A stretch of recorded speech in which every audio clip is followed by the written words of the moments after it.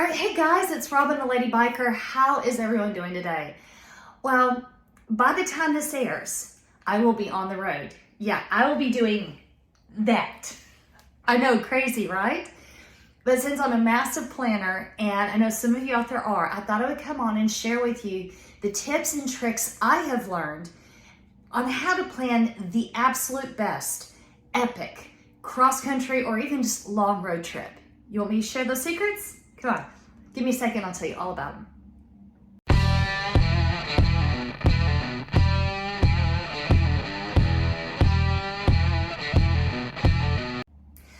Okay, hey guys, so as I said, by the time this airs, I will be on my epic cross-Australia road trip. Now, this is not my first cross-country road trip I've planned. This is on the second continent that I've planned one. Plus, I've planned several in the US. I'm a big planner. I like to have plans. So I thought I would come on and share my tips and tricks that I've learned on how to plan the best epic motorcycle road trip. All right, so you ready? Tip number one, there is no perfect way to plan a road trip. There really isn't. The only perfect way is what truly, truly works for you. So you really have to sit down before you plan a big trip and go through a decision matrix and decide exactly how you want to go. Now, if you're a massive planner, like I am, because I need to have some things planned out. Now, I'm good to change the plan, but I have to have things planned out. So let's go ahead and start going through those. You ready? All right. So, like I said, tip number one, there's really no perfect way. You just kind of have to go with what works for you. So whenever I start, the first decision I make, decision one, is deciding if I'm going to have a destination or an event that's going to be an anchor for the trip. Perfect example, when I rode cross country solo for the first time, I was headed from California back home to Texas. When Allie and I made that huge epic road trip across the western US, it was Rocky Mountain Roll up in Montana that was the anchor, and that everything else was planned around that event. Well, my big epic road trip is going to be as I am heading to the Aussie Content Creator Moto Meetup north of Sydney, and that's August 26th, I believe. If I'm wrong, I'll put it here on the screen. And that's kind of the anchor. And that so many people have asked me, why am I riding across Australia in one of the colder months of the year? And it's because of that event. That's the anchor for this entire trip. So if you're making a plan, the first thing you need to decide is, do you have an ultimate destination, or do you have an anchor for the trip that you plan everything around? Once you have that, then you can kind of start building what's going to work for you. So then decision number two comes around to, once you've made that decision of if you're going to have an anchor or a specific place you want to visit, then the next thing is decide what things kind of on the way that you want to see. Do you want to stop and see, like, I definitely want to ride across the Nullarbor, which, sneak here, there is not very many other ways to get across the southern part of Australia than the Nullarbor, so check, that's good. But also, part of why I'm taking the longer way home, taking this longer dip down here, is I want to go see the Great Ocean Road. It is supposed to be one of the most stunning things that you can possibly see in the southern part of Australia. I think it's in the state of Victoria. You locals, you Aussies will have to correct me if I'm wrong. So decide on if there's some specific things that you want to see, and then plan your route accordingly. Perfect example, when Allie and I did that huge, massive road trip across the western US, Rocky Mountain Roll was our anchor, but we knew we wanted to see Glacier National Park, Crater Lake. We wanted to ride through the redwoods. We wanted to do all of that. We wanted to go through Zion National Park and all that. So that's how we planned our route. We planned it to go through those places or close to the places that we wanted to see. And then you kind of start seeing that your epic trip is developing. And everybody's going to have a little bit different desires. Everyone's going to have a little bit of tolerance level on how much vacation they have, the weather. You know, one of the issues that we had to dodge went on that Western trip were wildfires. This one, I'm going to have to really be careful about the weather because it is still during the very end of the rainy season. And you just never know what you're going to hit. So you have to be flexible, but it kind of gives you a framework to work within.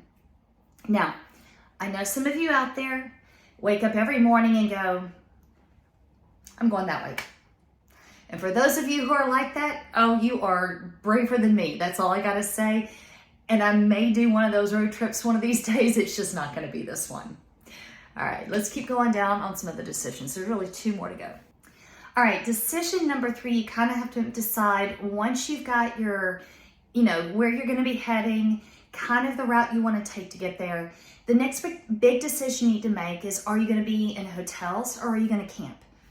Because deciding on how you're going to do your accommodations is going to make a huge determination on how long you can go, your budget, what you're going to need to pack, what's going to fit on your bike, how lean or how luxurious are you going to be able to go.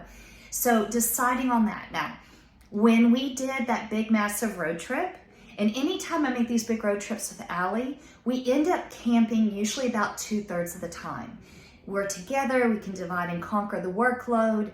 It allows us to go and stay places longer and do more things because we're not spending as much on our accommodations. However, when I go solo, I'm going to be in hotels. And part of the reason is this is the first time I've done this, which is making Allie more comfortable that I have an actual accommodation. I have a room, I have a bathroom. It just gave him peace of mind, so I gave in on that one. But also, because it's the rainy season and I'm going to be doing some pretty demanding days, not having to set up camp and not having to break down camp every day just takes one more thing off of the physicality of this. So it gives me just a little bit better, rest for the trip. So you really have to make that decision on what is within your comfort level. I know some of you will glamp.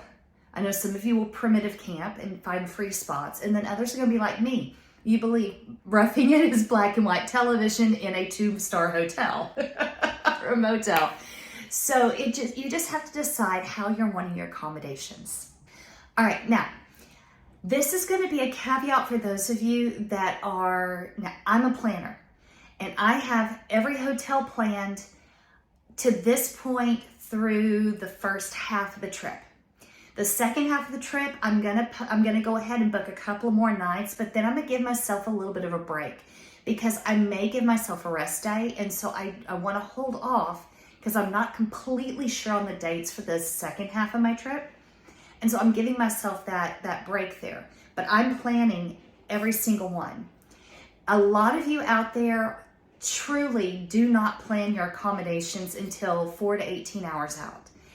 If you do, now I'm using things like Travelocity, Booking.com to find places. And then if need be, I call in because a handful of these small towns I'm stopping in, you can't book online. They don't have a computer system. They still do it old school by hand in a notebook.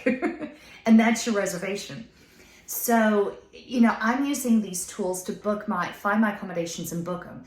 So I'm going to recommend, especially if you are going to be doing this on the fly, make sure you have, whether it be KOA, whether it be RAC, whether it be, a camping conglomerate that you belong to, or if it's a Marriott or a Hyatt or whatever it is, that you have multiple ways to search and find accommodations. Because if you're doing it on the fly, you may not get your first choice. You may not even get your third choice if you're waiting late, and you're going to have multiple tools to search and find places to stay. And that may even mean riding an extra hour to get to the next town where there is accommodations. So just keep that in mind. And if you're not going to plan all of your accommodations before you leave, make sure you plan ahead to have multiple tools to find things when you're on the road. Okay guys, well that pretty much covers it. It's not that difficult because truly planning the best plan or the best way to plan for an epic road trip really is going to depend on you. Are you a fly by the seat of your pants, or are you like me and like to have a plan? Decide on what's going to make this trip an epic trip for you. Figure out the process that works for you. It's going to be trial and error. I promise some things are going to work wonderfully, and some things you're going to try once and go, not doing that again. But there's no wrong way. As long as you're getting out and having adventures, that's all that matters. Speaking of adventures, guys, I am about to have to pack, and I think I already put that video up, or maybe it'll come after this one. I don't know, but it's time for me to pack for my trip. So guys, do what I'm about to do. Get out and ride. When you do, have fun, be safe, and I'm gonna catch you out on the road and on the next video. Bye guys.